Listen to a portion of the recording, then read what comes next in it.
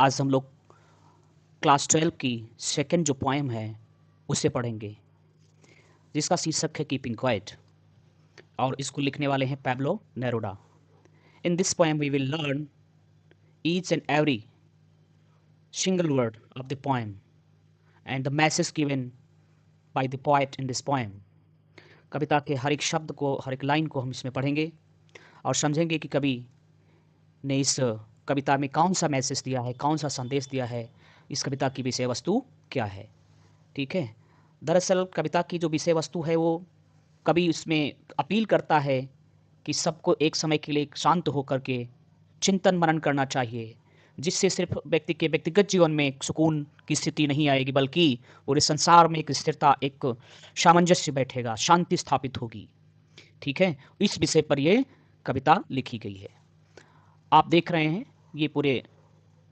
ये जो इंट्रोस्पेक्शन है, जो शांति है, जो कीपिंग क्वाइट है ना, उसका इन्फ्लुएंस क्या है पूरे संसार पर पड़ रहा है। क्योंकि यहाँ पर कभी सिर्फ एक व्यक्ति से अपील नहीं करता है, पूरे मानव जाति से अपील करता है कि उसको, हर व्यक्ति को कहीं ना कहीं कुछ समय के लिए बैठ करके अपने जीवन के उद्देश्य के बारे में सोचना चाहिए, ताकि वो समझ सके। और जब वो इंट्रोस्पेक्शन करेगा, अपने विषय में सोचेगा, तो जाहिर सी बात है उसमें स्थिरता आएगी और वो भी संसार में शांति के महत्व को समझ सकेगा। और इससे क्या होगा, जो आज दुनिया में विभिन्न प्रकार के युद्ध चल रहे हैं उन पर कहीं ना कहीं लगाम लग सकेगी, उनको रोका जा सकेगा, जिनसे जो है अनावश्यक लोगों की जान जा रही है, संपदाएं समाप्त हो रही हैं, प्राकृतिक संपदाएं समाप्त हो रही हैं, प्रकृति को नुकसान पहुंचता है। तो ये सब जो है, और उससे कुछ मिलने वाला नहीं है, युद्धों से कुछ भी प्राप्त होने वाला नहीं है। युद्ध जीतने के बाद भी कहने सुनने के होता है कि कोई व्यक्ति या देश है ना, दूसरे व्यक्ति या देश को हरा करके जीत गया है। वास्तव में वो जीत भी एक हार के ही बराबर है, जिसमें प्रकृति को नुकसान पहुंचे, हमारे आने वाली पीढ़ियों को उसका दंश झेलना पड़े। तो वो जो जीत होती है, वो जीत कोई बहुत मायने नहीं रखती है। ठीक है। इसीलिए कभी आग्रह करता है, अपील करता है ना, कि जो भी व्यक्ति जो काम कर रहा है, सारा काम धाम अपना रोक करके कुछ समय के लिए क्या करे, बैठ जाए और चिंतन करे। जो जिस स्थिति में है बैठ करके सोचे कि वो जो काम कर रहा है, उस काम करने का उद्देश्य क्या है, उस काम से हमें क्या प्राप्त हो रहा है, उससे हमें क्या प्राप्त हो रहा है और समाज को क्या प्राप्त हो रहा है। तो सारी जो चिंतन करने से जो सार निकलेगा, उससे मानव कल्याण हो सकेगा। थोड़ा सा सबसे पहले हम कविता को लिखने वाले जो कवि महोदय हैं उनके विषय में जान लें कि ये कौन है। Pablo Neruda. Actually Pablo Neruda was a Chilean poet and he was born in 1904। 1904 में इनका जन्म हुआ था। वो चिलियन पोएट थे, चिली से बिलोंग करते थे। And he died in 1973 and he was a diplomat, राजदूत थे, एंड नोबेल लॉरिएट, राइट। उनको नोबेल पुरस्कार मिला है, किसके लिए? Acclaimed for his passionate and socially conscious works, जो सामाजिक जागरूकता को दिखाने वाले वर्क्स हैं, उनके द्वारा जो कंट्रीब्यूशन समाज में किया गया है, उसके लिए उनको नोबेल लॉरिएट बनाया गया था। Believed poetry, he believed poetry could inspire. उनका मानना था कि जो कविता है वह कब इंस्पायर कर सकती है। पोएट्री में वो ताकत है जिससे कि जो इंस्पायर कर सकती है, प्रेरणा दे सकती है, रिफ्लेक्शन है ना, दे सकती है किसमें, लोगों में, एंड चेंज, और उनके माइंड सेट को चेंज कर सकती है। Of and addressing themes of peace, हमेशा वो अपनी कविताओं में शांति की थीम को लाते थे। मतलब समाज में, दुनिया में शांति की का क्या महत्व है, उसे कैसे स्थापित किया जा सकता है, इस संबंध में वो बात करते हुए अपनी कविताओं में दिखाई पड़ते हैं। वो नेचर के महत्व को भी बताते हैं, नेचर के बारे में डिस्कस करते हैं अपनी कविताओं में, और ह्यूमन यूनिटी की कितनी आवश्यकता है समाज में, है ना। हर व्यक्ति अलग थलग पड़ा हुआ है, हर देश एक दूसरे से कहीं ना कहीं कंपटीशन में, युद्ध में जुटा हुआ है। तो उन सबसे संबंध में कवि जो है यहाँ पर बात कर रहा है, डिस्कस कर रहा है। तो सबसे पहला जो स्टांजा है उसको पढ़ेंगे, है ना। Now we will count to 12। कभी कहता है कि अब हम क्या करेंगे। पहले स्टांजा में कभी शुरुआत करता है, कहता है नाउ वी विल काउंट, हम क्या करेंगे, काउंट करेंगे, गिनेंगे, टू 12। कितने तक? 12 तक की गिनती करेंगे, 1 से लेकर के 12 तक की हम लोग गिनती करेंगे। ये 1 से 12 तक गिनती करने से कभी का क्या तात्पर्य है? And we will all keep still, और हम सब क्या रहेंगे, स्टिल रहेंगे। स्टिल मतलब शांत रहेंगे। क्या रहेंगे? साइलेंट हो जाएंगे, है ना। मतलब यहाँ पे कवि जो है कीपिंग क्वाइट की अपील कर रहा है, शांत रहने की अपील कर रहा है। कवि कह रहा है कि हम सब कुछ समय के लिए मतलब उतनी देर के लिए ठीक है, जितनी देर में हम 1 से लेकर के 12 तक की गिनती करते हैं। यहाँ पर 1 से 12 तक की गिनती जो कवि ने यूज़ किया है वो एक सिंबॉलिक है।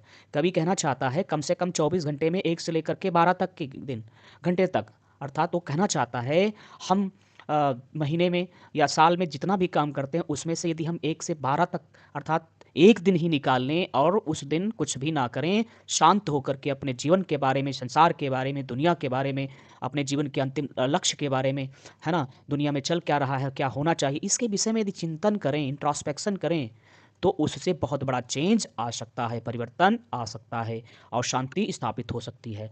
And we will all keep still, कभी कहता है हम सब क्या रहेंगे, स्टिल हो जाएंगे, शांत हो जाएंगे, कीपिंग क्वाइट करेंगे मतलब शांति स्थापित करेंगे। फॉर वंस, थोड़े समय के लिए, कितने समय के लिए, फॉर वंस मतलब कम से कम एक बार, बिल्कुल सब लोग क्या हो जाएंगे, शांत। On the face of the earth, कहाँ पर, ऑन द फेस, कहाँ पर, चेहरे पर, किसके, धरती के। चेहरे का मतलब क्या है, इस धरती पर, इस धरा पर, है ना? और धरा सा मतलब, धरती से मतलब क्या है कि पूरी दुनिया में, पूरी धरती पर सभी देशों की बात की जा रही है कि सामूहिक रूप से कम, है ना, या इंडिविजुअली इस दुनिया के कोने कोने में रहने वाले व्यक्ति को चाहिए कि कुछ समय के लिए वो क्या करना करे, वो शांत हो जाए, स्थिरता लाए, है ना, और फिर इंट्रोस्पेक्शन करना शुरू करे, आत्मचिंतन करना शुरू करे, मेडिटेशन करना शुरू करे। आत्मचिंतन से व्यक्ति के अंदर जो ज्ञान प्राप्त होता है उसे उसे जीवन का सार समझ में आ जाता है, इसेंस समझ में आ जाता है, जिससे कि वो बहुत ही शांत रहने लगता है, उसमें शक्ति का संचार हो जाता है, उसके सारे द्वंद्व समाप्त हो जाते हैं, वो लड़ना झगड़ना कहीं ना कहीं बंद कर देता है, उसे समझ में आ जाता है कि ये सारी व्यर्थ की हमारी क्या हैं, ये उलझने हैं जिसमें हम फंसे हुए हैं, इनसे कुछ भी फायदा होने वाला नहीं है। Let's not speak in any language, आओ हम किसी भी भाषा में ना बात करें। कवि कह रहा है कि हम किसी भी भाषा में ना बात करें। कहने का मतलब है कवि सबसे अपील कर रहा है, किसी एक भाषी व्यक्ति से नहीं, अर्थात कोई हिंदी बोलने वाले को उसने चुप करा दिया, अंग्रेजी बोलने वाले को चुप नहीं करा रहा है, चाइनीज़ बोलने वाले को चुप नहीं करा रहा, अर्थात हर देश के व्यक्ति से वो अपील करता है, पूरे मानव जात से अपील करता है कि कोई भी किसी भी भाषा में बात ना करे। यहाँ पर भाषा से हमारा तात्पर्य है कहीं ना कहीं किसी प्रकार की कोई गतिविधि हम ना करें कुछ समय के लिए, है ना? मतलब है कि एक व्यक्ति शांत हो गया तो दूसरा अशांत है, नहीं, उससे काम नहीं चलने वाला, सबको शांत रहना पड़ेगा। किसी भी भाषा में बोलने वाले व्यक्ति को, है ना, जो है अलाउ नहीं कर रहा है कभी कि वो बोलता रहे। शांति तभी स्थापित होगी जब सब सब चिंतन करेंगे, सब इस जो है कीपिंग क्वाइट के महत्व को समझेंगे, तभी उसका दुनिया में प्रभाव पड़ सकता है, वो सुना जा सकता है, समझा जा सकता है।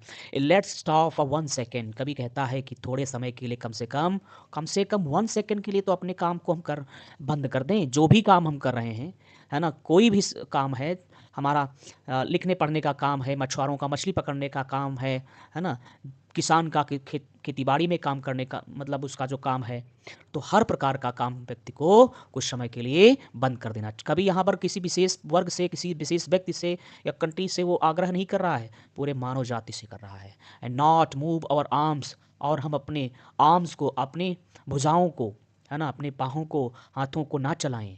अब यहाँ पर आर्म्स से डबल मीनिंग आ रही है, पन यूज़ हो रहा है यहाँ पर, अर्थात आर्म्स का मतलब क्या है, बाहें, भुजाएं, लेकिन यहाँ आर्म्स का मतलब कहीं ना कहीं वेपन्स भी हो सकता है। सो मच, इतना ज़्यादा न चलाएं, अर्थात जो युद्ध में हम वेपन्स यूज़ कर रहे हैं मानव संहार के लिए, एक देश दूसरे देश के व्यक्तियों को, लोगों को मारने के लिए, है ना, उन वेपन्स का यूज़ कर रहा है, मिसाइलों का यूज़ कर रहा है, उन सबको थोड़े समय के लिए रोक देना चाहिए। यहाँ पर ये बात जो है समझ लेनी चाहिए।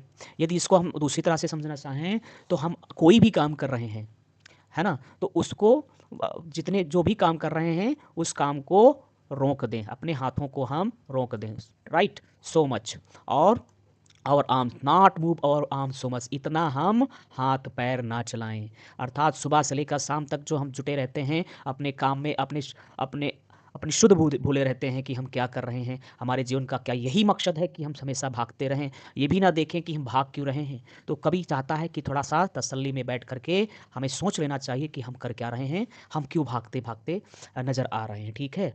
ग्लॉसरी, यहाँ पे जो शब्द यूज़ किए गए हैं, काउंट मीन्स क्या है, गिनना, to enumerate, still means quiet and motionless मतलब शांत रह जाना, सीज मीन्स टू स्टॉप करना, रोक देना, फॉर वंस कुछ समय के लिए, जस्ट दिस वन टाइम मतलब कम से कम एक बार।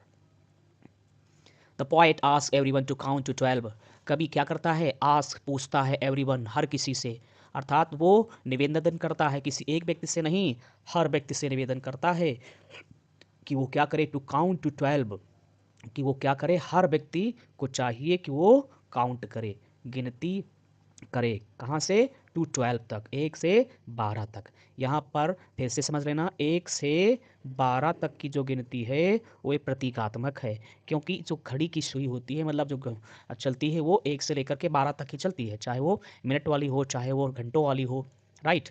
तो यहाँ पर वो प्रतीका, और जो हमारा जो वर्ष होता है ना, एक जो साल होता है उसमें भी कहीं न कहीं 12 महीने ही होते हैं। इसीलिए कवि ने यहाँ पर 1 से 12 तक की गिनती को एक प्रतीकात्मक ढंग से यूज़ किया है, और वो बताना चाहता है कि कम से कम 365 दिनों में, 1 साल में 30 दिनों में, 1 महीने में हमें 12 घंटे क्या कर लेना चाहिए, शांत रहना चाहिए। कम से कम 1 दिन हमें अपने बारे में, है ना, सोचना चाहिए, कीप क्वाइट रखना चाहिए, शांत रहना चाहिए, ताकि हम अपने जीवन को और जीवन के उद्देश्य को समझ सकें। उससे क्या होगा, हमारे अंदर शांति आएगी, हमारे अंदर जो है चिंतन गहराई आएगी, है ना, और उसका प्रभाव ये होगा कि दुनिया पर रिफ्लेक्ट करेगा, दुनिया में उसका असर देखने को मिलेगा।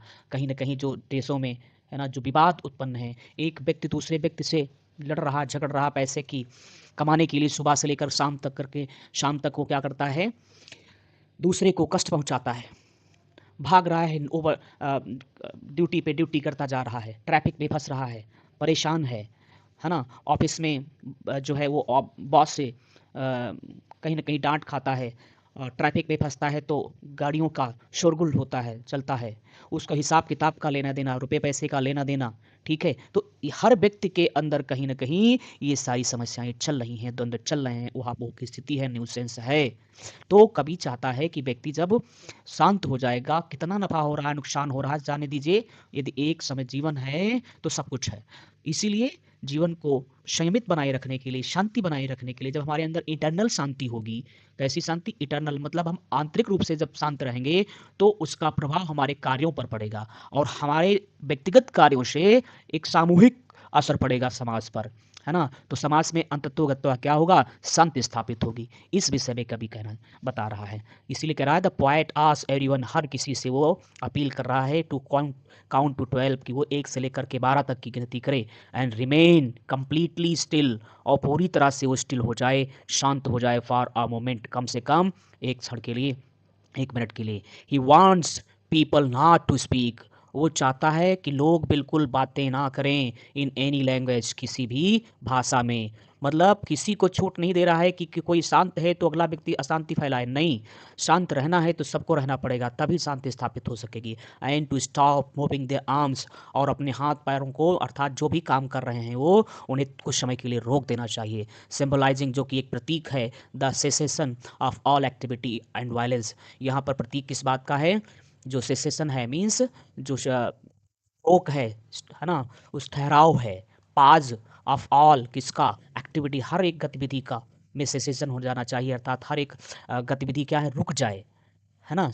एंड वायलेंस, हर जो वायलेंस चल रहा है, एक देश दूसरे देश को जो युद्ध में झोंक दे रहा है, न जाने कितने मिसाइलें, है ना, घंटों में छोड़ी जा रही हैं, न जाने कितनी जो है लाशें उठती हैं, तो जो वायलेंस हो रहा है वो सब सैनिकों को भी कुछ समय के लिए क्या होना चाहिए, शांत हो जाना चाहिए। दिस स्टिलनेस, इससे क्या होगा, शांति स्थापित होगी, मतलब एक स्थिरता आएगी, स्टिलनेस आएगी, मतलब there will be absence of nuisance, मतलब जो है वहाँ पर कहीं न कहीं जो शोर है, शोर की अनुपस्थिति हो जाएगी। हर प्रकार का जो कोलाहल हो रहा है, जो हंगामा मचा हुआ है, जो चिल्लाहट मची हुई है ना? वो सब क्या है, कुछ समय के लिए शांत हो जाएगी, विल क्रिएट। और ये जब जब शांति स्थापित हो जाएगी, एब्सेंस ऑफ न्यूसेंस हो जाएगी, सब लोग क्या करेंगे, कीपिंग क्वाइट करेंगे, शांत हो जाएँगे, तो इससे क्या होगा, will create an extraordinary moment, एक बहुत ही अद्भुत मोमेंट या क्षण, है ना, की उत्पत्ति होगी। मतलब उस कल्पना कर रहा है, कभी कहीं न कहीं संकल्पना कर रहा है कि ऐसा मोमेंट आएगा जब बिल्कुल सब लोग शांत हो जाएँगे, तो ये जो मोमेंट होगा, जो क्षण होगा, वो सिर्फ़ एक व्यक्ति के लिए लाभदायक नहीं होगा, ये बहुत ही एक्स्ट्राऑर्डिनरी होगा।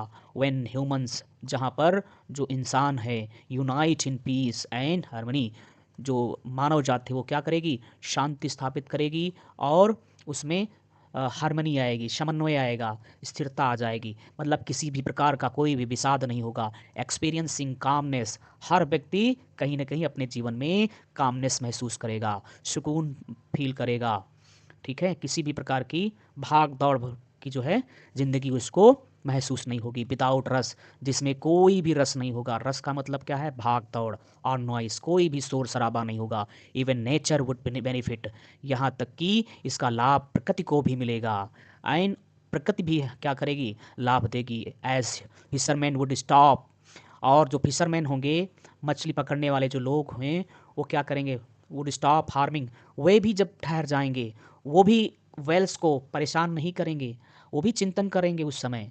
वो जो मछलियों को पकड़ रहे हैं, मछलियों को रोज़ असंख्य, है ना, मात्रा में क्या है उन्हें उनका शिकार करते हैं, उनको भी कुछ समय के लिए ठहरने का और शांत होकर के चिंतन करने का समय मिल पाएगा कि हम न जाने कितनी, जब से उस काम में लगे हुए हैं, न जाने कितनी मछलियों को पकड़ा होगा, न जाने कितनी व्हेल्स को मारा होगा, इससे कितना लाभ हुआ है। क्या जितना पैसा कमाया गया है, वो पैसा ही सब कुछ जीवन का अंतिम सार है? इसके विषय में कहीं न कहीं उस मछुआरे को भी सोचने का समय मिलेगा। ज़ाहिर-सी बात है, कहीं न कहीं उससे उसका परिवार चलता तो है, लेकिन हमें उस पैसा प्राप्त करने के बाद क्या सारी समस्याएँ समाप्त हो जाती हैं? कोई समस्या नहीं रह जाती है क्या?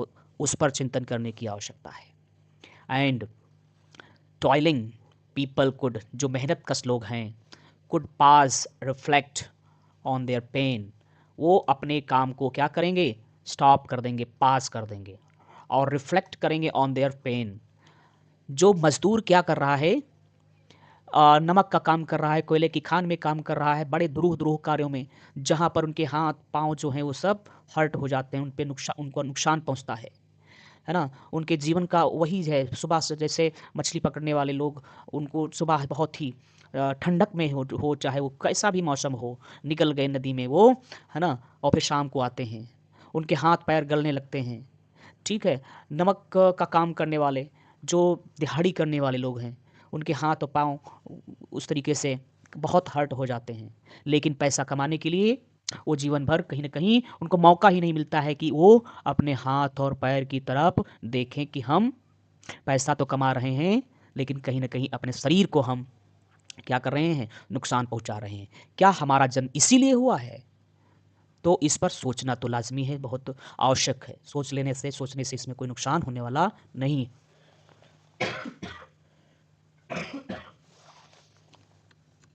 नेरूडा asked everyone to pass by counting to 12।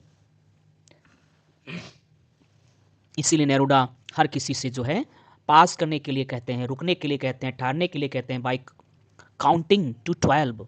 और क्या कहते हैं कि जब आप चिंतन करो, उस समय दुनियादारी के बारे में कुछ ना सोचो। जिस तरीके से कोई व्यक्ति क्या है, अपने आप को कंसंट्रेट करने के लिए भक्ति भाव से क्या करता है? माला की जप करता है, और वो, है ना, ताकि वो कंसंट्रेट कर सके, उस समय वह काउंटिंग करता है, चैंटिंग करता है, राइट? उसी तरह से व्यक्ति को सिर्फ क्या करना चाहिए? 1 से 12 तक की गिनती करनी चाहिए, कितना नफ़ा, कितना नुकसान, है ना? इसके विषय में उसे नहीं सोचना चाहिए। 212 a symbol representing clock hours, यहाँ पर ये जो है एक सिंबल है, किसका? क्लॉक आवर, जो घड़ी में घंटे होते हैं, उसको बता रहा, दर्शाता। इंकरेज ग्लोबल साइलेंस, और ये वैश्विक शांति को कहीं न कहीं यहाँ पर इंकरेज करता है कि वैश्विक शांति हमारे लिए बहुत ही आवश्यक है। स्टिलनेस, स्थिरता बहुत ज़रूरी है। ही विशेस, वो उसकी इच्छा है, people would halt all speech, वो कभी चाहता है कि लोग अपने वाणी को थोड़े समय के लिए रोक दें, एंड मूवमेंट, अपनी गतिविधि को रोक दें, creating space for collective peace, जिससे जो है एक कलेक्टिव पीस, है ना, स्थापित की जा सके, एक कलेक्टिव पीस स्थापित की जा सके। इसीलिए वो लोगों से अपील करता है, this break from activity promises a rare moment of world wide. और दिस ब्रेक जो होगा, अर्थात जो ये ठहराव होगा, है ना, फ्रॉम एक्टिविटी, जो मतलब काम काज में का जो ठहराव हो जाएगा जब सब लोग रुक जाएंगे अपने, प्रोमिसेस अ रेयर मोमेंट, तो यहाँ पर ये प्रॉमिस करता है, वचन देता है कि ज़रूर एक अद्भुत, एक रेयर मोमेंट क्रिएट होगा, एक बहुत ही सुखद क्षण उत्पन्न होगा। जैसा कि हमने अभी हाल ही में, है ना, कुछ दिनों पहले जो एक लॉकडाउन की स्थिति देखी दुनिया में, हर जगह हर देश की गतिविधियां पर विराम लग गया कुछ समय के लिए, तो कहीं ना कहीं लोगों ने उस समय चिंतन भी बहुत तगड़ा किया। उन्होंने अपने विषय में, हालांकि बहुत से लोग जो कहीं ना कहीं चिंतन में दिक्कतों का सामना किया उन्होंने, और साथ में चले गए जो रियलिटी को फेस नहीं कर पाए, है ना, या अन्य कई कारण रहे। लेकिन जिन्होंने वास्तव में शांत होकर के चिंतन किया, उन्होंने एक नई ऊर्जा का जो है एहसास किया, एक नई शक्ति के रूप में उन्होंने उन्होंने अंदर छिपी हुई बहुत सारी प्रतिभाएं भी कहीं न कहीं बाहर निकल कर के आईं उनके। और उन्होंने ज़िंदगी भर जितना भी कमाया था, है ना, उसकी महत्ता को समझा कि एक प्रकृति के इशारे की वजह से हर कोई जितना भी कमा के रखा है, वो सब किसी भी काम नहीं आ रहा है। कोई भी दवा, कोई भी जो है पैसा, कोई भी रुतबा, क्या गरीब, क्या अमीर, क्या छोटा को, क्या बड़ा, क्या गाँव, क्या शहर, सबके सब धराशायी हो गए। सब ने अपने-अपने हाथ खड़े कर दिए। तो ऐसा क्यों है?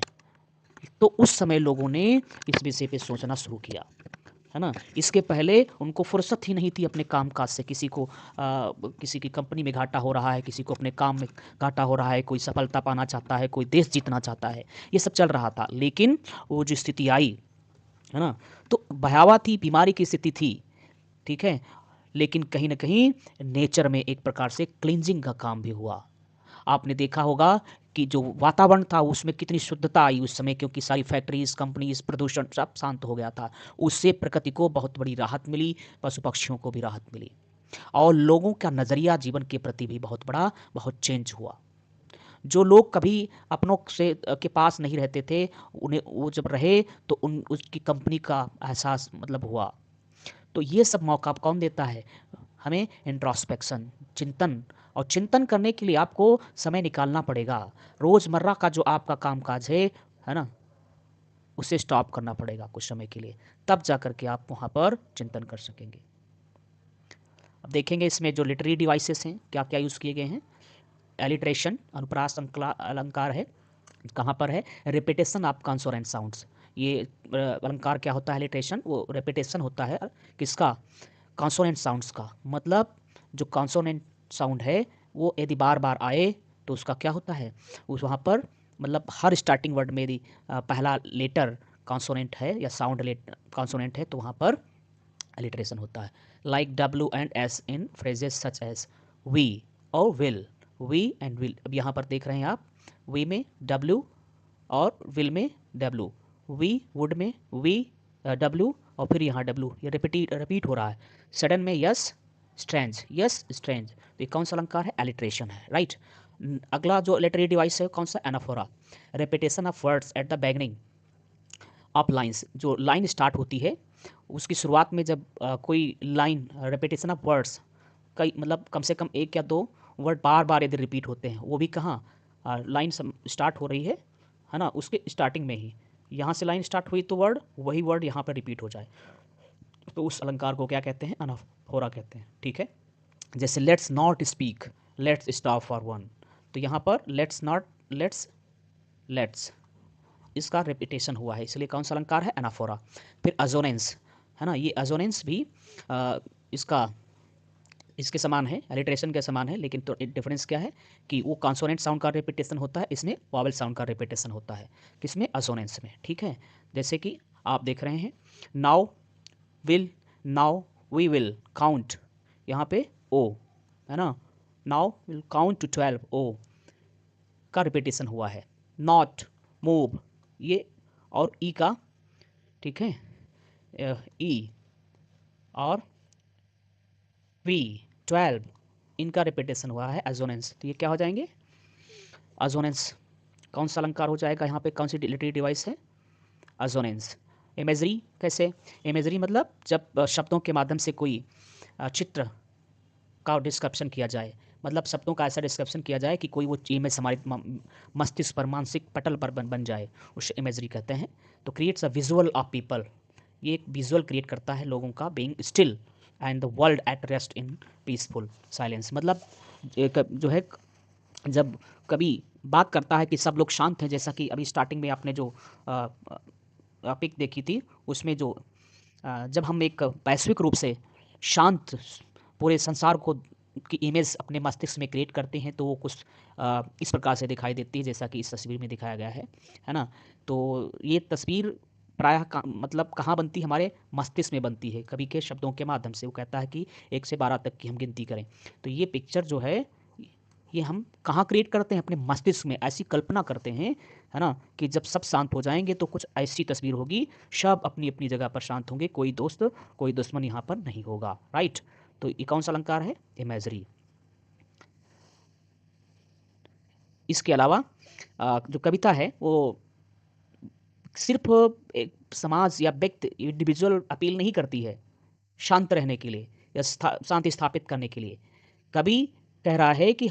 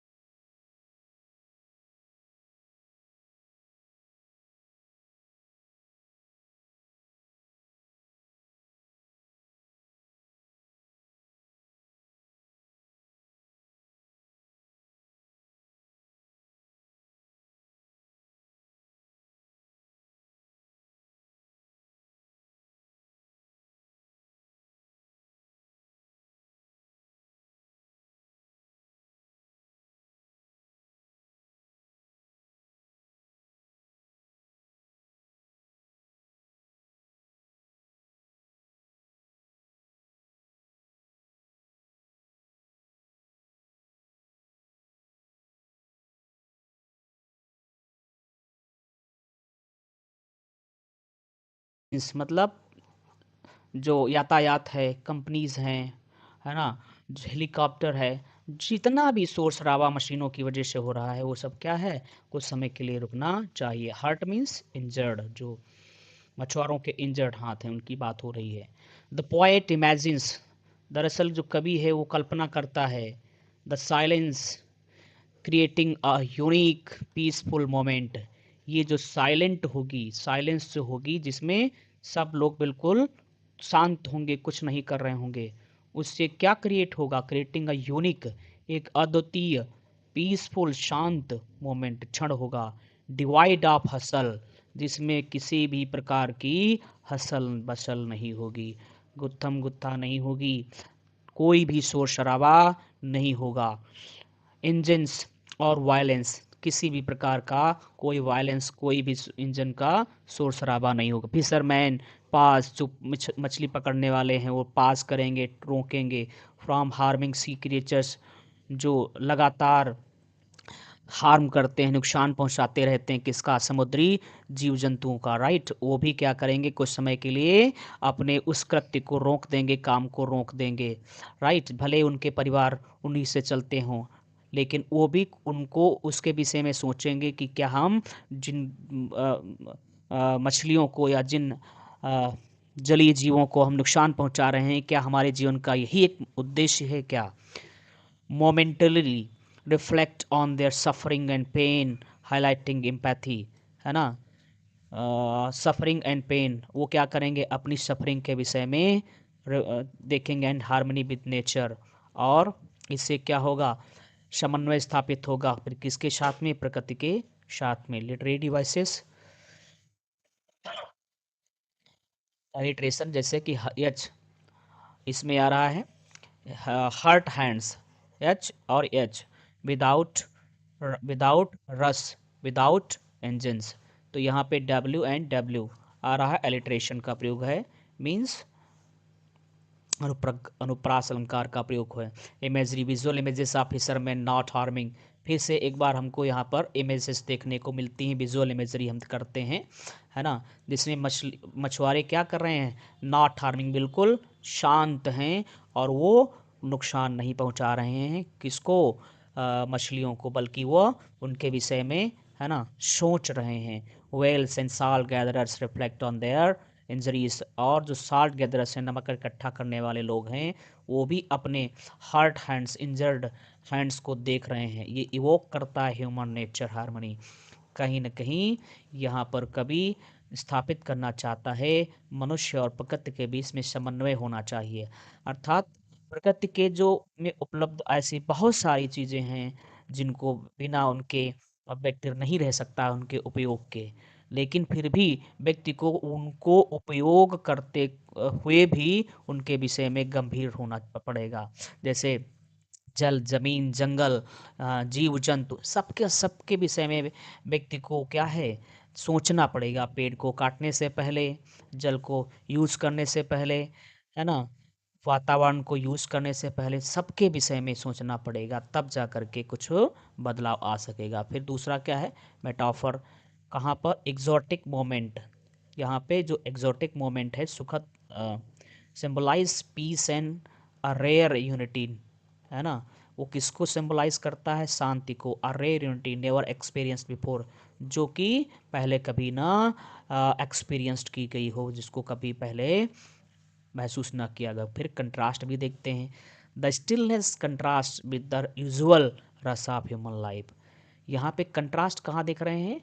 एक तरफ कभी बात कर रहा है किसकी? स्टिलनेस, स्टिलनेस मतलब शांति की, है ना। जो स्टिलनेस की बात कभी कर रहा है, डोकेसी कर रहा है, वकालत कर रहा है, वो किसका विरोधाभास है, किसके विरोध?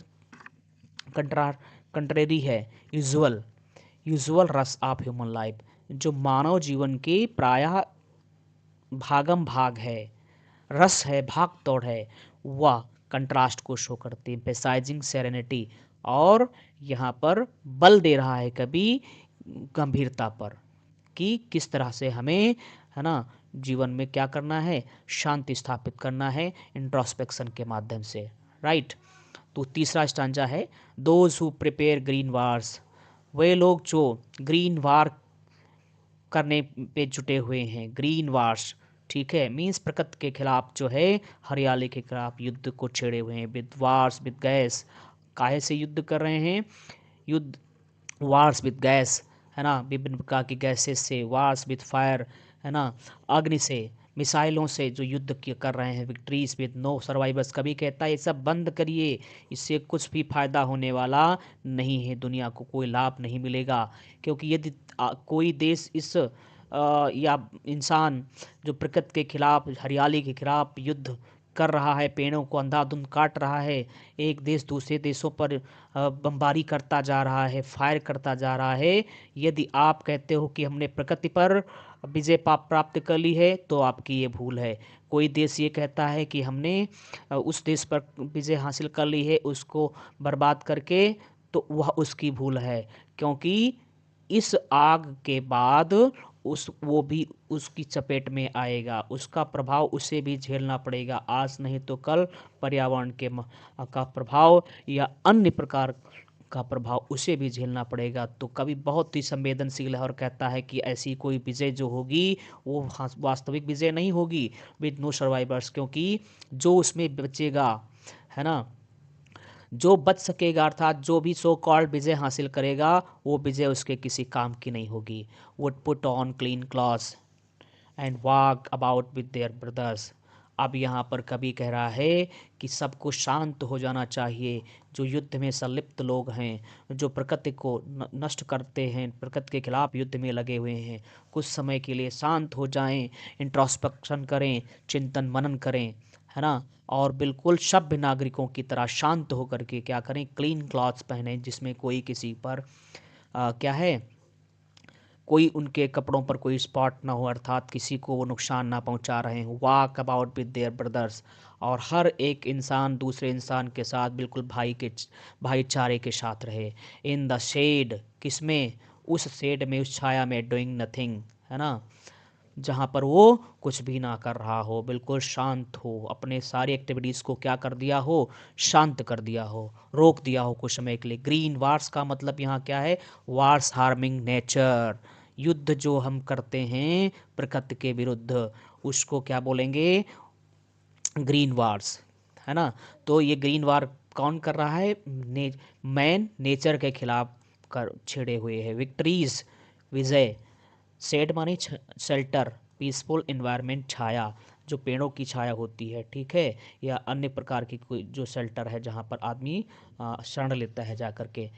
इसमें नेरूडा अपील्स टू दोज, जो कवि है नेरूडा, वो अपील करते हैं उन लोगों से ड्रिवन बाय कॉन्फ्लिक्ट, जो कि कहीं ना कहीं प्रभावित हैं कॉन्फ्लिक्ट से, द्वंद्व से, to pass and embrace fraternity, है ना, ड्रिवन बाई कॉन्फ्लिक्ट, जो संघर्ष में रत है, संघर्षरत लोग जो हैं, जो युद्ध कर रहे हैं, चाहे प्रकृति के खिलाफ हो चाहे मानव मानव के खिलाफ युद्ध जो कर रहा है, उस मानव से भी कभी अपील करता है कि इसको रोको, इसे पास करो, और एम्ब्रेस फ्रेटर्निटी, और भाईचारा को अपना लो, क्योंकि ये तुम्हारी जो जिद है, तुम्हारा जो युद्ध है, युद्ध युद्ध युद्ध, इस युद्ध में ना तो तुम्हें कोई विजय मिलने वाली है ना अगले को।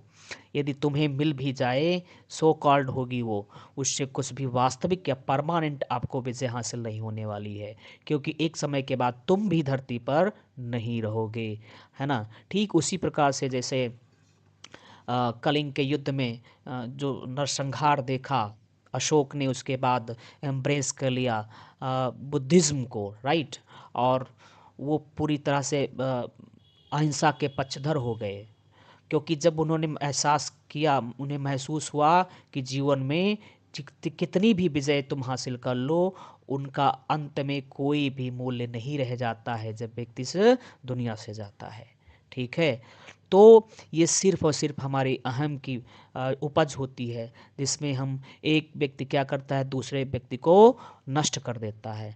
ही इन्विजन्स वार मेकर्स अबेंडनिंग वायलेंस, वो कल्पना करता ही इन्विजन्स वार मेकर्स, जो युद्ध करते हैं, कर रहे हैं, अबेंडनिंग, वो क्या करेंगे, अबेंडन कर देंगे किसको, वायलेंस को, है ना, मतलब जो हिंसा वो लोग कर रहे हैं वो अपनी हिंसा की प्रवृत्ति को छोड़ देंगे, त्याग देंगे, डनिंग करते हुए क्लीन क्लॉथ्स, और फिर वो क्या करेंगे, उन, है ना, खून से रंगे हुए हाथों को, है ना, साफ करेंगे, ठीक है, और इनर प्योरिटी मतलब इंट्रोस्पेक्शन के माध्यम से आंतरिक शुद्धता लाएंगे, एंड पीसफुली, शांतिपूर्वक, मिंगलिंग विद अदर्स, और फिर उसके बाद दूसरों के साथ वो बिल्कुल भाईचारे के साथ रहेंगे। अ जेस्चर ऑफ कंपैशन या एंड ट्रांसफॉर्मेशन, ये जो स्थिति होगी उस व्यक्ति की कैसी होगी,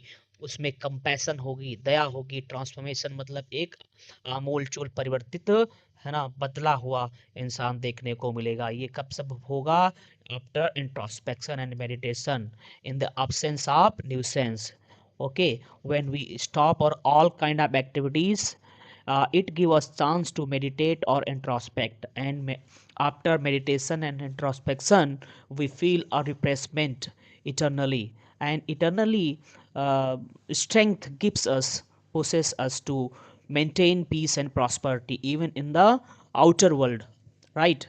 So it is important, to have peace and prosperity, peace in the world, and that kind of peace will only be brought after keeping quiet. शांत रहने के बाद ही हम उस शांति को स्थापित, अर्थात हम अपनी एक्टिविटीज़ को रोकने के बाद ही जब चिंतन मनन करेंगे तभी जा कर के वो शांति हम इस समाज में ला सकते हैं। सबसे पहले हमें आंतरिक रूप से शांत रहने की आवश्यकता है। जब हम आंतरिक रूप से शांत होंगे तब जा कर के उसका रिफ्लेक्शन समाज पर देखने को मिलेगा। ये जो युद्ध अनावश्यक चल रहे हैं उनमें कहीं न कहीं एक विराम आएगा और लोग जीवन के महत्व को समझ पाएंगे। बहुत ही चिंता कर रहा है कवि इस मानव जाति के लिए। द पोएट इमेजिन्स, कवि कल्पना करता है, the poet imagines a world where, एक ऐसे संसार की कल्पना करता है जहाँ पर इवन दोज, यहाँ तक कि वे लोग जो प्रिपेयर कर रहे हैं, तैयारी कर रहे हैं फॉर वार, युद्ध की, वुड स्टॉप फाइटिंग, वो रोक देंगे लड़ना झगड़ना, and instead walk with their brothers, और युद्ध को रोकने के बाद अपने अन्य लोगों के साथ भाईचारे के साथ रहेंगे शांतिपूर्वक, पीसफुली, बाय रिमूविंग एग्रेशन, और वो क्या करेंगे, एग्रेशन को अपने समाप्त कर देंगे, एंड प्राइड, अपने अधिक जो है घमंड को, पीपल कैन रीडिस्कवर, जो लोग हैं वो क्या करेंगे, रीडिस्कवर करेंगे ह्यूमन कनेक्शन। क्या मतलब, लोग हर एक इंसान एक दूसरे से क्या है, ह्यूमन कनेक्शन, मानवीय कनेक्शन जोड़ सकेगा। कहीं ना कहीं आपने अपने आप को दूसरे से जुड़ा हुआ पाएगा, अलग नहीं पाएगा। जब जुड़ा हुआ पाएगा तो कहीं ना कहीं उसे युद्ध की निरर्थकता भी समझ में आ जाएगी, और जब युद्ध की निरर्थकता समझ में आ जाएगी तो वो कोई भी हिंसात्मक कार्य करने से बचेगा, जिससे कि समाज में क्या है, स्वतः शांति स्थापित हो सकेगी। कंपैशन, दया का भाव, एंड शेयर्ड ह्यूमैनिटी, है ना, और आपस में मानवता, प्रेम, भाईचारा और लगाव के साथ लोग रहना पसंद करेंगे। The clean clothes represent purity, यहाँ पर साफ कपड़े किसको रिप्रेजेंट करते हैं, शुद्धता को, प्योरिटी को, ऑफ हार्ट, किसकी, हार्ट की, आंतरिक शुद्धता की, and renewal of spirit through peace, और आत्मा की जो शुद्धता है, अर्थात कहीं ना कहीं जो हमारे विचार वो स्पॉइल्ड हुए हैं, उनमें जो मैलिस आई हुई है, दुर्भावना है, हैट्रेड जो जन्मी है, वो क्या है, उसमें क्लींजिंग होगी, है ना, और उसमें क्या स्थापित हो सकेगा, शुद्धता आ सकेगी थ्रू पीस, पीस के माध्यम से। लिटरेरी डिवाइसेस इसमें क्या है यूज़ किए गए। पहला लिटरेरी डिवाइस यूज़ हुआ है मेटाफर, स्टिलनेस। यहाँ पर किसके लिए है, तुलना की गई है स्टिलनेस की, मतलब शांति की रिप्रेजेंट्स पीस, है ना, and meditation while threatening our self with death symbolise human self destruction. अपने आप को थ्रेटनिंग का यहाँ पर किसका है, सेल्फ डिस्ट्रक्शन को सिंबलाइज करता है। पर्सोनिफिकेशन, और क्या, पर्सोनिफिकेशन मतलब यहाँ पे मानवीकरण अलंकार भी है, जैसे अर्थ कैन टीच अस, धरती हमें क्या कर सकती है, सिखा सकती, गिव्स अर्थ ह्यूमन लाइक विजडम, धरती हमें क्या करती है, मानव से संबंधित, गिव्स अर्थ ह्यूमन लाइक विजडम, जिस तरह से व्यक्ति बुद्धिमत्ता प्रदान करता है इसी तरीके से धरती भी हमें शिक्षा देती है। एम्फेसाइजिंग नेचुरल साइकिल, ये यहाँ पर नेचुरल साइकिल की बात की जा रही है। ये पोर्शन अभी अगले स्टांजा में हम पढ़ेंगे। Alliteration, wars with gas, wars with fire, यहाँ पर डब्ल्यू डब्ल्यू डब्ल्यू डब्ल्यू का रिपीटेशन है, जो कि ये कॉन्सोनेंट साउंड क्रिएट करता है, इसलिए यहाँ पे अलिट्रेशन हुआ। सिंबलिज्म, क्लीन क्लॉथ सिंबलाइज करता है किससे, मॉरल प्योरिफिकेशन से। क्लीन क्लॉथ यहाँ पे किसका एक प्रतीक है, एक नैतिक, सिंबलाइज मोरल प्योरिफिकेशन, है ना, आंतरिक शुद्धता का प्रतीक है। अगला जो हमारा स्टांजा है what I want should not be confused. अगला जो स्टांजा है इसमें कभी एक क्लियर करता है कि हम जो चाहते हैं वो ये नहीं है ना।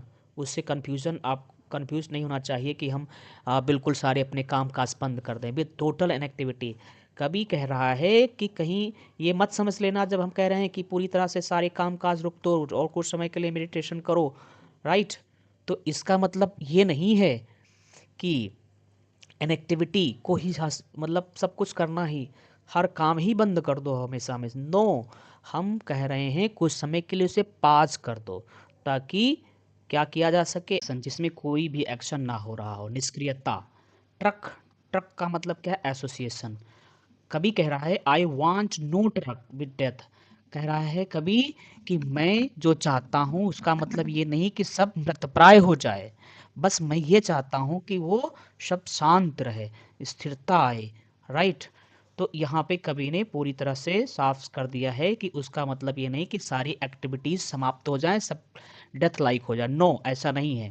द पॉइंट क्लैरिफाइज, कभी यहाँ क्लैरिफाई करता है दैट हिज प्ली, कि उसकी जो अपील है फॉर स्टिलनेस, शांति की, अर्थात शांत रहने की जो उसकी अपील है, इज अबाउट रिफ्लेक्टिव लिविंग। वो क्या है, वो किस विषय में है कि रिफ्लेक्टिव लिविंग, अर्थात एक ऐसी लिविंग हो, नॉट इनर्सिया, मतलब अ, जीवन हो, है ना, एनर्सिया ना हो, डेथ ना हो, मीन्स बेहोशी की स्थिति ना हो, मृतप्राय चीज ना हो। ही वैल्यूज, वह वैल्यू करता है ना, वो मूल्य देता है थॉटफुल एक्शन, किसको, थॉटफुल एक्शन को, अर्थात वो सिर्फ उस काम को रोकना चाहता है जिससे जीवन में कोई भी सार्थकता नहीं है। जीवन भर आप युद्ध करते रहें, देश एक देश दूसरे देश को मारता रहेगा, तो उससे कोई भी सार्थकता कभी के हिसाब से नहीं है। जो थॉटफुल, अर्थात चाहे वो अपने लिए काम हो, चाहे वो सामूहिक काम हो, उसमें कहीं न कहीं देखना चाहिए कि वह किसी दूसरे को हार्म तो नहीं पहुंचा रहा है, कोई हानि तो नहीं पहुंचा रहा है। ऐसे एक्शन की तो वो छूट देते ही हैं, मतलब वो तो होना ही चाहिए, कभी भी मानता है, राइट। वही लास्ट में उन्होंने इस पे एम्फेसाइज किया, एक्शन अर्जिंग अ ब्रीफ पास। वो तो सिर्फ अर्ज कर रहे हैं, अपील कर रहे हैं कि थोड़ा सा एक ब्रीफ पाज होना चाहिए, एक संक्षिप्त ठहराव होना चाहिए, to break the cycle of mindless activity, ताकि जो हम बिना सोचे काम काज करते रहते हैं, है ना, निर्द्वंद होकर के उस काम को थोड़ा सा हम क्या कर सकें, उसका जो चक्र चल रहा है उसे रोक सके। लगातार हम जो युद्ध कर रहे हैं, लगातार जो दूसरे को नुकसान पहुंचा रहे हैं, लगातार जंगलों को काटते जा रहे हैं, मछुआरे मछलियों को मारते जा रहे हैं, जो एक चक्र चल रहा है ना, उसके विषय में थोड़ा सा एक विराम हो सके, right. And promote real meaningful life, ताकि जीवन का वास्तविक जो है सार प्रमोट किया जा सके, मीनिंगफुल जीवन जिया जा सके, जीवन का एक असली जो अर्थ है उसको समझा जा सके, कि जीवन सिर्फ भाग दौड़ के लिए ही नहीं है कि पैदा हुए जब से और अंत तक भागते रहे पैसे के पीछे, विनाश के पीछे, बस भागते भागते हाफते हाफते जीवन समाप्त। तो कभी इस पर विराम लगाना चाहता है, ठीक है। वो मीनिंगफुल एक्शन को स्टॉप करने की कोई वकालत नहीं कर रहा है। Neruda clarifies that his appeal for stillness, वो क्लैरिफाई करते हैं कि स्टिलनेस के लिए जो अपील कर रहे हैं, शुड नॉट बी मिस्टेकन, उसको लेकर के आपको कंफ्यूज होने की ज़रूरत नहीं है। फॉर कंप्लीट इनएक्टिविटी की, बिल्कुल आप कंप्लीट इनएक्टिविटी को प्राप्त कर जाएं, no. Life is about balance, कभी चाहता है कि जीवन में दोनों चीज़ें हों, संतुलन होना चाहिए, कि आप एक्टिविटी कर रहे हैं लेकिन संतुलन के साथ में, शांति के साथ में, अवेयरनेस के साथ, जागरूकता के साथ, नॉट chaos और डिस्ट्रक्शन, उसमें कोई chaos नहीं होना चाहिए, उसमें कोई डिस्ट्रक्शन, विनाश नहीं होना चाहिए। अर्थात यदि हमने एक पेड़ काटा है तो 100 पेड़ लगाएं भी, ठीक है। यदि किसी भी प्रकार का, यानी हमने प्रकृति को नुकसान पहुंचाया है तो उसकी भरपाई भी करें, हमें ये संतुलन रखना है। हमें पेड़ की लकड़ियों की आवश्यकता है तो उसको तो हम यूज़ करेंगे ही, लेकिन अब उसके साथ साथ प्रकृति का संतुलन बना रहे, इसलिए हमको पेड़ लगाने की भी ज़रूरत है, कभी बस ये चाहता है। स्ट्रेस ही स्ट्रेसेस, वो इस बात पर जोर देता है दैट कीपिंग क्वाइट, कि शांत रहना, अलाउज पीपल, यदि आप शांत रहते हैं तो इससे लोग टू लिव मोर मीनिंगफुली, इससे लोगों को एक सार्थक तरीके से जीने का अवसर मिल पाता है। By contemplating life rather than being consumed by restless restlessness, ठीक है, हम जीवन को जी पाते हैं, है ना, मीनिंगलेसली, जीवन को सिर्फ काटते नहीं है। Stanza 5, if we are if we weren't so single minded, यदि हम इतने सिंगल माइंडेड ना हो, क्या ना हो, सिंगल माइंडेड, मतलब इतने नैरो माइंडेड ना हो कि हम सिर्फ अपने विषय में ही सोचते हो, right, about keeping our lives moving, कि बस हमारा जीवन चलता रहे, and for once could do nothing, है ना, और जब हम कुछ भी ना कर सकें, परहैप्स अ ह्यूज साइलेंस, तब क्या होगा, हमारा जो शांति होगी वो बहुत ही विशाल होगी, माइट इंटरप्ट दिस सैडनेस, अर्थात जब हम सारे अपने काम काज को रोक देंगे, है ना, तो उससे जो शांति स्थापित होगी, जो साइलेंट स्थापित होगी, माइट इंटरप्ट, तो साइलेंस की स्थिति क्या करेगी, इंटरप्ट करेगी, मतलब अब्रप्ट करेगी सैडनेस को, अर्थात जो लगातार मानव के जीवन में सैडनेस व्याप्त है, वो सैडनेस में अब्रप्शन आएगा, वो सैडनेस की जो एक परत बनती जा रही है वो टूटेगी, किसके माध्यम से, साइलेंस के माध्यम से, जब शांति स्थापित हो जाएगी तो दुख स्वतः अपने आप क्या है, समाप्त हो जाएगा, क्षीण हो जाएगा, of never understanding our self, क्योंकि and of threatening our self with death, हमेशा हम अपने आप को किससे डरा के रखते हैं, मृत्यु से भयभीत रहते हैं, है ना, और दूसरों को भी मृत्यु के ही सहारे क्या करते हैं, भयभीत करते हैं। सिंगल माइंडेड का मतलब यहाँ क्या है, फोकस्ड ऑन वन एम, मतलब जो एक एम पर एकाग्रचित रहें। इंटरप्ट माने स्टॉप करना, टू स्टॉप समथिंग। थ्रेटनिंग माने इंडेंजरिंग, इंडेंजरिंग मतलब खतरे में डालना, धमकी देना। In this stanza the poet laments human obsession, यहाँ पर जो कवि है वो किसके बारे में चर्चा कर रहा है, पोएट लेमेंट्स विलाप करता है, ह्यूमन ऑब्सेशन, जो मनुष्य की ऑब्सेशन की स्थिति है, ऑब्सेशन मतलब वो जो चिपका रहता है, जो है ना, पड़ा रहता है किसमें, with endless movement and progress, हमेशा वह बहुत ज़्यादा कमाने के पीछे, उन्नति के पीछे, भाग दौड़ के पीछे जो ऑब्सेस रहता है, बस उसी में जुटा रहता है दिन रात 24 घंटे, है ना, उस पर वो विलाप व्यक्त करता है कि इंसान को इस तरह से अपने जीवन को सिर्फ एक भाग दौड़ के लिए मशीन नहीं बना देना चाहिए। This constant activity keeps people from truly understanding themselves, this, ये जो कॉन्स्टेंट एक्टिविटी है, लगातार की एक्टिविटी है, जो कीप करती है लोगों को फ्रॉम ट्रूली अंडरस्टैंडिंग देमसेल्व, अर्थात जब व्यक्ति कोई कितना भी आप अच्छा भी काम कर रहे हैं, लगातार करते जा रहे हैं, करते जा रहे हैं, करते जा रहे हैं, और कभी भी उसके बारे में सोचते नहीं हैं, उसमें विराप नहीं लगाते हैं, कभी मेडिटेशन नहीं करते हैं, तब भी कहीं ना कहीं उस काम का कोई मतलब नहीं है। ये नहीं है कि सिर्फ युद्ध करने वाले या बुरे काम करने वाले ही उनकी गतिविधियां, राइट, नुकसानदेह होती हैं। कई बार आप अच्छे काम कर रहे हैं, जैसे उन्नति के लिए, पैसे कमाने के लिए दिन रात एक कर दे रहे हैं, तो हमेशा उसी के पीछे यदि आप पड़े रहेंगे तो कहीं न कहीं अंदर से अशांति की स्थिति आ जाएगी। इसीलिए संतुलन की आवश्यकता है, उस काम को भी हमें कुछ समय के लिए रोक देना चाहिए, क्योंकि काम हमारे लिए है, ना कि मतलब हम सिर्फ काम के लिए, right.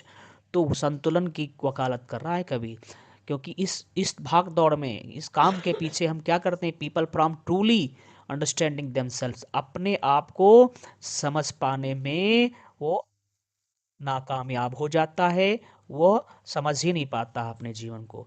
A moment of silence, क्योंकि एक क्षण की जो साइलेंस है, ही आर्ग्यूज, वो तर्क देता है, can break the cycle of sadness, वो क्या करेगा, दुख के साइकिल को, मतलब एक सेकंड के लिए यदि आप शांत रहते हैं, साइलेंट अच्छी फील कर पाते हैं, स्थिरता पूर्वक, ध्यान पूर्वक, मेडिटेशन के माध्यम से, तो ये क्या करेगा, जो लगातार आपका दर्द है, जो दुख है, उसको क्या करेगा, जिस समय आप उस शांति को महसूस करेंगे उस समय आपका दुख क्या है, स्वतः समाप्त हो जाएगा।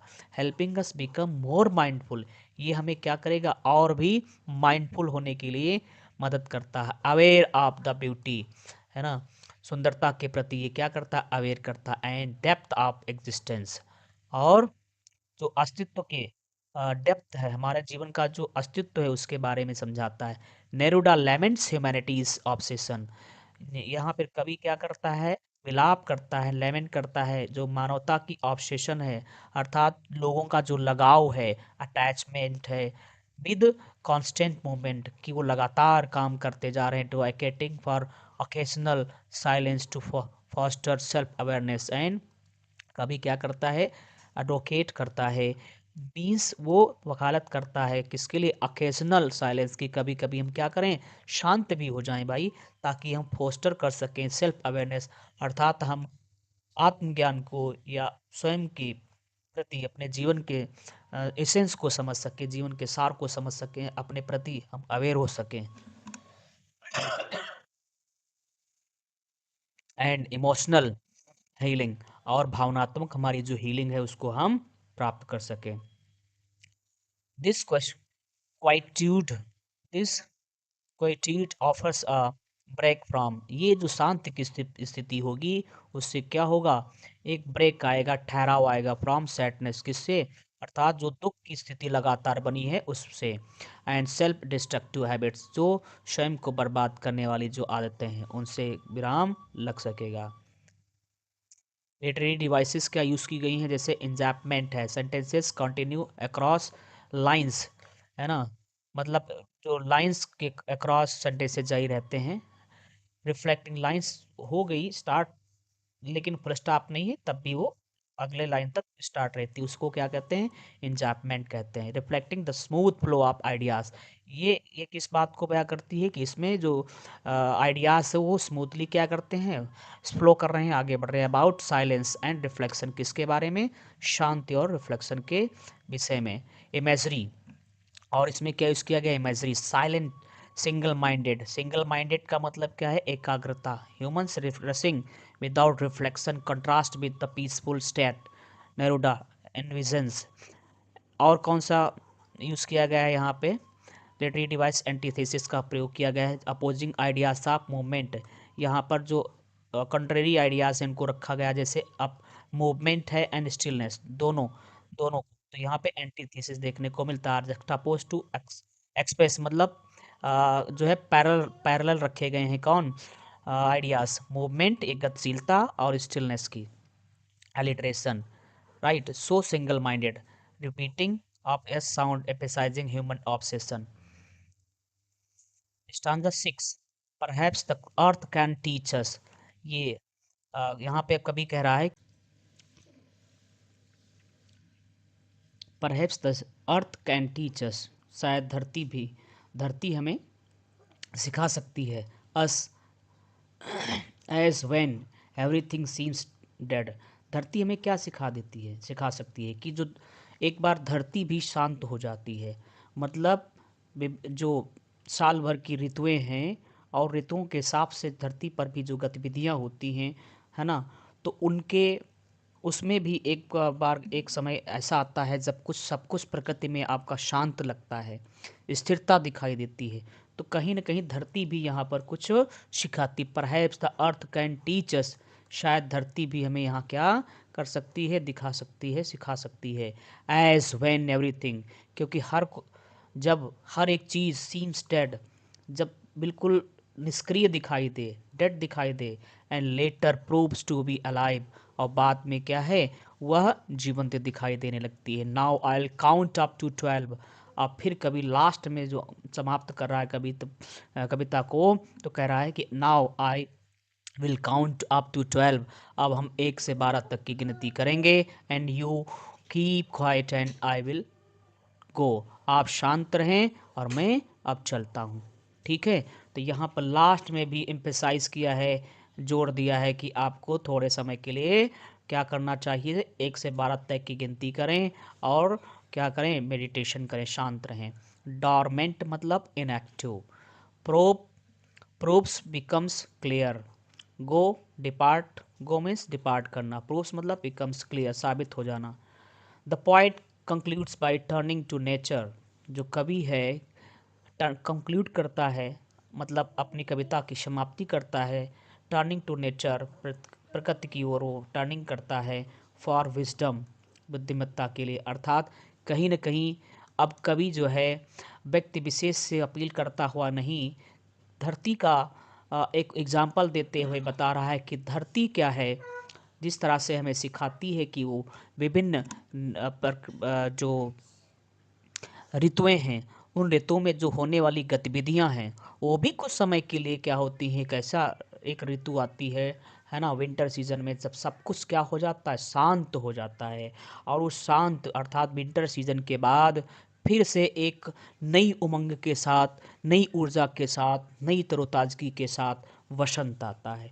इसी तरह से जीवन में भी जो हम कांस्टेंट वर्क करते रहते हैं, कुछ समय के लिए रोक करके इंट्रोस्पेक्शन करेंगे तो जाहिर सी बात है हमें भी स्थिरता मिलेगी। The poet concludes by turning to nature for wisdom, earth appears lifeless, जो धरती है वो लाइफलेस अपीयर होती है, बिल्कुल निर्जीव सी दिखाई देती है ड्यूरिंग विंटर, किस समय, विंटर के सीजन में, but later burst into life again, बाद में पूरा जो फिर से धरती है वह जीवंत दिखाई देने लगती है, पेड़ पौधे सब चहचहाने जो है लहराने लगते हैं, पशु पक्षी सब चहचहाने लगते हैं, राइट, बिल्कुल एक्टिविटी दिखाई देने लगती है। तो ये नेचर यहाँ पर धरती भी हमें सिखाती है कि हम एक सीख लें, शिक्षा लें कि हमें भी अपने जीवन में इस तरह से इसको कुछ समय के लिए इंट्रोस्पेक्शन और मेडिटेशन के लिए शांत रहना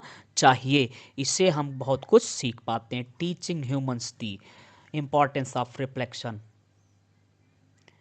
importance of reflection and renewal continuity, है ना, importance of reflection and renewal की ये दिखाती है, धरती हमें सिखाती है कि महत्व क्या है रिफ्लेक्शन का और रेन्यूअल का, मतलब तरोताजगी का, अर्थात कि चीज़ों को जब रेन्यूअल किया जाता है, नवीनता का महत्व क्या है, काउंटिंग टू 12, 12 तक की गिनती करना, ये प्रतीक है, सिंबलाइज करता है किसका, और फाइनल इनविटेशन का, अंतिम इनविटेशन का, जो आखिरी इनविटेशन है मतलब आमंत्रण है, फॉर ग्लोबल यूनिटी, वैश्विक एकता का, इन साइलेंस एंड पीस, किसमें, शांति और स्थिरता में, बिफोर द पोएट क्वाइटली, इसके पहले जो कवि है शांत होकर के विड्रॉज लिविंग द मैसेज, मतलब अपनी बात को समाप्त करे उसके पहले वो एक मैसेज देता है विथ ह्यूमैनिटी, मानवता के साथ, मानवता के लिए, है ना। The poet draws wisdom from nature, जो कवि है वो जो मैसेज है या ज्ञान है, जो नॉलेज है वो कहाँ से प्राप्त करता हुआ या प्रदान करता हुआ या हमें संकेत करता है कि हम उस ज्ञान को प्राप्त कर सकते हैं, नॉलेज को ले सकते हैं, किससे, नेचर से। अर्थ अपीयर्स डॉर्मेंट इन विंटर, क्योंकि विंटर सीजन में जो धरती है वो डॉर्मेंट अपीयर होती है, निष्क्रिय दिखाई देती है, बट रिवाइव्स ईच स्प्रिंग, लेकिन हर बसंत में फिर से उसी शक्ति के साथ, है ना, हाँ, फिर से जीवंत हो जाती है। दिस साइकिल ऑफ रेन्यूअल, ये जो रेन्यूअल का साइकिल है, teachers us the value of quite reflection, ये जो चक्र है नवीनता का, वो क्या दिखाता, क्वाइट रिफ्लेक्शन दिखाता, एज नेरूडा विड्रॉज, क्योंकि नेरूडा क्या करते हैं, विड्रॉ कर लेते हैं, है ना। ही ऑफर्स हिज फाइनल इनविटेशन, वो अपनी अंतिम इनविटेशन मतलब जो है आमंत्रण फॉर पीस के लिए एंड इंट्रोस्पेक्शन, अर्थात एज नेरूडा विड्रॉस, जब विड्रॉ समाप्त करते हैं अपनी बात को, ही ऑफर्स, वो हमें ऑफर करते हैं कि हिज फाइनल इनविटेशन, मतलब हमें अपील करते हैं कि हम क्या करें पीस के लिए और इंट्रोस्पेक्शन के लिए क्या करें, कम से कम धरती से सीखें कि किस तरह से, है ना, हमारे जीवन में कीपिंग क्वाइट का महत्व है। लिटरी डिवाइसेस क्या है, पर्सोनिफिकेशन, जैसे the earth is described as if sleeping, धरती को ऐसे दिखाया गया है कि जैसे वो क्या, स्लीपिंग, लेटर अवेकनिंग, बाद में जाग गई है, जिस तरह से इंसान, तो यहाँ पे कौन सा अलंकार है, मानवीकरण है। सिंबोलिज्म, अर्थ सीजनल साइकिल जो है वो क्या दिखाता है, साइकिल दिखाता है human rejuvenation through introspection, right. जिस तरह से धरती की जो धरती पर जो सीजन्स हैं, अलग अलग जो मौसम हैं और उनका आना, पहले विंटर का आना फिर बसंत का आना, है ना। तो पहले कहीं ना कहीं जो है हॉट सीज़न जो आपका है, उसके बाद में वर्षा आती है और वर्षा के बाद में विंटर आता है। तो इन सब हार्श सीजन्स के बाद में अंत में जब धरती पूरी तरह से क्या हो जाती है, विंटर सीजन में शांत हो जाती है, ठीक है। अ, धूप और बरसात झेलने के बाद धरती विंटर सीजन में बिल्कुल शांत हो जाती है पूरी तरह से, राइट।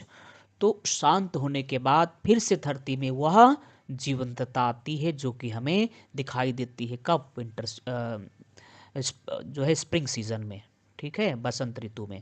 विविड पोर्ट्रेयल इमेजरी कहाँ है, विभिन्न प्रकार की पोर्ट्रेयल की गई हैं जीवन की, emerging from apparent stillness mirrors rebirth, है ना, जो कि रिबर्थ को देखती है, दिखाती है। The entire poem has no rhyme, इस कविता में जो है कोई राइमिंग नहीं यूज़ की गई, इसलिए कौन सा वर्स यूज़ किया गया, इसमें फ्री वर्स यूज़ किया गया है, scheme giving a natural meditative rhythm, ठीक है।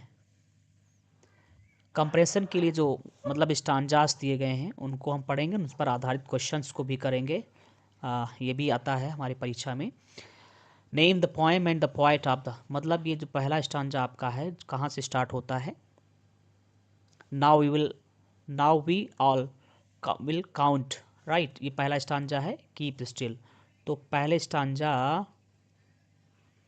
में पहला जो क्वेश्चन आपका बनता है कौन सा, name the poem and the poet, मतलब कवि, नेम द पोएम, कविता का नाम बताओ और कवि का नाम बताओ।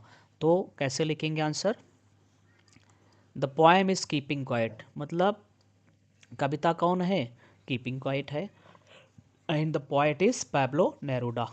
इस तरह से आप इसका आंसर कर सकते हैं, है ना। Why does the poet ask us to count to 12, कवि जो है हमें 12 तक की गिनती करने के लिए क्यों कहता है, the poet ask to count to 12 to symbolise, यहाँ पर 12 तक की गिनती करने के लिए कवि जो कहता है वो एक प्रतीक है किसका, शॉर्ट क्वाइट पास का, जो हम अपने काम काज को थोड़े समय के लिए रोक लेते हैं, like the 12 numbers on a clock, जिस तरह से जो घड़ी में 12 नंबर होते हैं, inviting every one two stop and reflect briefly, वो जैसे हर एक जो 12 घंटे हैं या 12 नंबर्स हैं, वहाँ पर आकर के सुई क्या करती है, ठहरती है कुछ समय के लिए फिर आगे बढ़ती, इस तरह से कहीं ना कहीं ये रिफ्लेक्शन दिखाया गया है, हमारे जीवन में भी होना चाहिए कि हम कुछ समय के लिए पास करें, रुकें और फिर आगे बढ़ें। Why does the poet ask us to keep still, कभी हमसे क्यों कहता है कि हम क्या करें, शांत रहें, कीपिंग स्टिल, क्योंकि शांत रहना, still means stopping all activity, कवि के अनुसार शांत रहने का मतलब क्या है, सारी गतिविधियों को रोक देना, एंड नॉइस को रोक देना, जो हमारे काम काज से, हमारी गाड़ियों को चलाने से, हमारे मशीनों को चलाने से जो शोर उत्पन्न होता है उसको क्या कर देना, रोक देना, विच अलाउस पीस, इससे क्या होगा, शांति स्थापित होगी, सेल्फ रिफ्लेक्शन होगा, एंड ब्रेक होगा फ्रॉम द कॉन्स्टेंट रश, जो लगातार रश चल रहा है, भाग दौड़ है, उससे हमको थोड़े समय के लिए स्थिरता मिलेगी, conflict of life, find words from the passage which mean, अभी आपको क्या करना है, शब्दों को यहाँ पे, काउंट का मतलब क्या है, से नंबर, स्टिल का मतलब क्या है, कीप क्वाइट एंड मोशनलेस, मतलब ये जो शब्द दिए गए हैं इनसे ये जो शब्द दिए गए हैं, से नंबर का मतलब है आपको स्टांजा से ढूंढना है इसके से नंबर का मिलता जुलता शब्द क्या होगा, तो काउंट, काउंट शब्द आपका इस कविता में आया हुआ है। और क्वाइट और मोशनलेस का मतलब क्या है, ये भी आपकी कविता में स्टांजा में देखने को मिलेगा, स्टिल मतलब आपको अलग से नहीं लिखना है कोई वर्ड, आपको उसी स्टांजा से उसका मिलता हुआ मतलब सिनोनिम या एंटोनिम जैसा आप से कहा जाए आपको ढूंढना होता है, राइट। दूसरा स्टांजा आता है, फॉर वंस से स्टार्ट होता है, सो मच से समाप्त होता है। इसमें भी जो पहला क्वेश्चन है क्या है, नेम द पोएम, कविता का नाम बताओ, and the poet of this lines, और इसका लेखक कौन है इसे बताओ। The poem is keeping quiet, कविता कौन है, कीपिंग क्वाइट, और रिटन बाई पैब्लो नेरूडा, ऐसे भी आप इसका आंसर कर सकते हैं। किसके द्वारा लिखित? पैब्लो नेरुडा के द्वारा। वाई डज द पोएट से let us not speak in any language? कवि क्यों कह रहा है कि हम चलो किसी भी भाषा में कुछ समय के लिए ना बात करें? टू सजेस्ट, वो क्योंकि सजेशन देना चाहता है, stopping all disagreements conflicts, की हम हमारी जो जितनी भी असहमतियां हैं, अर्थात व्यक्ति की दूसरे व्यक्ति से जो डिसएग्रीमेंट्स हैं, अनबन है, जो द्वंद्व है, कॉन्फ्लिक्ट्स एंड मिसअंडरस्टैंडिंग है ना, ये सब क्या करें? कुछ समय के लिए रोक दे। Which are often caused by, क्योंकि ये सारी उत्पन्न कैसे होती हैं? जब हम लगातार उलझे हुए रहते हैं वर्ड्स एंड आर्गूमेंट्स के द्वारा, हम अपने शब्दों के द्वारा झगड़ते हैं, हम तर्क वितर्क करते हैं उसकी वजह से। तो जब हम हर प्रकार का तर्क वितर्क, बातचीत और कामकाज रोक देंगे तो जाहिर सी बात है कोई तर्क वितर्क नहीं होगा, तो कोई कॉन्फ्लिक्ट विवाद नहीं होगा, चाहे वो व्यक्ति टू व्यक्ति के बीच में हो, चाहे कंट्री टू कंट्री के बीच में हो। इनवाइटिंग पीस, इससे क्या होगा? शांति की स्थापना होगी और हार्मनी, सामंजस्य स्थापित होगा, भाईचारा बढ़ेगा लोगों में, देशों में, समाज में। Right? What should we not do for 1 second? कभी कहता किस बात के लिए आग्रह करता है कि कुछ समय के लिए ना करें? वी शुड स्टॉप स्पीकिंग, कभी कहता है कि कुछ समय के लिए क्या कर दें? बोलना बंद कर दें। And cease all physical activity, और हर जो फिजिकल एक्टिविटी है उसको रोक दें। Specially movements that might cause, जो हमारे मूवमेंट हैं उनको, क्योंकि इनसे क्या होगा? नुकसान होगा। Symbolised by not moving our arms, जो कि क्या सिम्बलाइज करता है? अपने आर्म्स को रोकना, मतलब अपनी जो मूवमेंट है उसको, अपने बाहों को रोक देना, अपनी भुजाओं को, अपने हाथों को रोक देना। इस सिम्बलाइज्ड किया गया है किसके द्वारा? अपने भुजाओं के चलाने से। Means specially movements that might cause, क्योंकि जो कुछ ना कुछ करते रहेंगे उनसे नुकसान पहुंचेगा। ये बात किस बात का प्रतीक है? Not moving our arms. What do you understand by the phrase face to face, face on the earth? यहाँ पर फेस ऑन द अर्थ का मतलब क्या है? It refers to every person, अर्थात पूरे धरती पर। फेस ऑन दी अर्थ का मतलब है धरती पर, जहाँ तक धरती है अर्थात जहाँ तक लोग बसते हैं, हर व्यक्ति से कभी कभी अपील करता है। अराउंड द वर्ल्ड, पूरे संसार में। Uniting humanity and regardless of nationality, है ना, कभी हर व्यक्ति से अपील करता है पूरे यूनिवर्स में रहने वाले से। Language, nationality and language during peaceful movement, मतलब यहाँ पर नेशनलिटी या भाषा या इस प्रकार का कोई भी बैरियर नहीं आना चाहिए कवि के अनुसार। सेंट्रल आइडिया बात कर लें, जो कविता है नेरुडास कीपिंग क्वाइट, नेरुडा की जो कीपिंग क्वाइट कविता है, अर्थ वो अपील करती है ह्यूमैनिटी टू पास, पूरे मानवता से, कि वह कुछ समय के लिए क्या करे? रुक जाए, अर्थात हर व्यक्ति, हर इंसान क्या करे? ठहर जाए, कुछ समय के लिए पास करे, रोक दे, है ना। ये रिफ्लेक्ट करती है, किस बात को दर्शाती है? And embrace, pass, reflect and embrace, और ठहरे, और फिर क्या करे? एम्ब्रेस करे। एम्ब्रेस मतलब आत्मसात करे। पीसफुल साइलेंस, जो शांतपूर्ण साइलेंस है। फॉर अ मोमेंट, कुछ समय के लिए। दिस इंट्रोस्पेक्शन प्रमोट्स, क्योंकि इससे क्या होगा? इंट्रोस्पेक्शन करने का मौका मिलेगा, और इंट्रोस्पेक्शन क्या करेगा? प्रमोट करेगा अंडरस्टैंडिंग का, हार्मनी का, समझ बढ़ेगी, समन्वय बढ़ेगा, एंड कंपैशन, भाईचारा बढ़ेगा, लोग एक दूसरे की कद्र करेंगे, उनमें दया भाव की जो है उपज बढ़ेगी। By learning from nature cycles, कभी आग्रह क्या करता है कि कम से कम हम धरती से सीखें, है ना, प्रकृति से सीखें कि वो किस प्रकार से शांत, विभिन्न जो है हलचलों के बाद, अशांत रहने वाले ऋतुओं के बाद एक शांत और ऊर्जामयी ऋतु आती है। इस तरह से कभी अपील करता है लोगों से कि लोगों को भी अपने अशांत जीवन में कुछ समय के लिए शांत होकर के जो है मेडिटेशन करना चाहिए। द पोएट एडवोकेट्स, जो कभी एडवोकेट करता है, वकालत करता है, दैट इवन ब्रीफ स्टिलनेस, कभी कहता है कि यदि कुछ समय के लिए भी यदि हम स्टिल हो जाएंगे, शांत हो जाएंगे, कैन रेन्यू लाइव्स, तो इससे क्या होगा? रेन्यू लाइव्स, जीवन में नवीनता आएगी, नूतनता आएगी, मतलब रिफ्रेशमेंट।